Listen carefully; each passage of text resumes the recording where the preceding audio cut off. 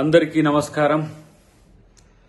MLA MLC అంశంలో party తీసుకున్న నిర్ణయం పట్ల చాలా మంది నా అభిమానులకు తర్వాత పార్టీ అభిమానులకు కొంత ఇబ్బందికరమైన పరిస్థితి వచ్చి ఉంటుంది. బట్ పార్టీ కొరకు మనం సహనంతో ఉందాం. పార్టీ నన్ను ఇంకా మరింత మంచి పొజిషన్ కొరకు ఆలోచిస్తుండొచ్చు.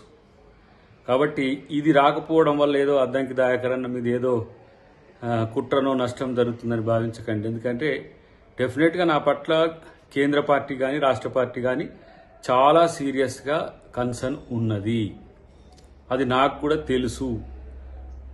దీపాదాస్ మున్షి గారు కూడా నాతో నిన్న మాట్లాడినప్పుడు చాలా స్పష్టంగా కూడా చెప్పడం జరిగింది. కాబట్టి పార్టీ యొక్క విధేయునిగా పార్టీ నిర్ణయాలను గౌరవించాల్సిన బాధ్యత నాపై ఉన్నది. ప్రతిసారి అద్దంకి దాయకరన్నకే నష్టం జరుగుతుందని భావించే మిత్రులు ఎవరైనా సరే మంచి జరగబోతుంది కాబట్టి అందరూ కూడా సంతోషంగా ఉండండి. పార్టీ అధికారంలోకి వచ్చింది. దాయకర్కి అవకాశం ఇవ్వడం అనేది పార్టీకి చాలా చిన్న విషయం.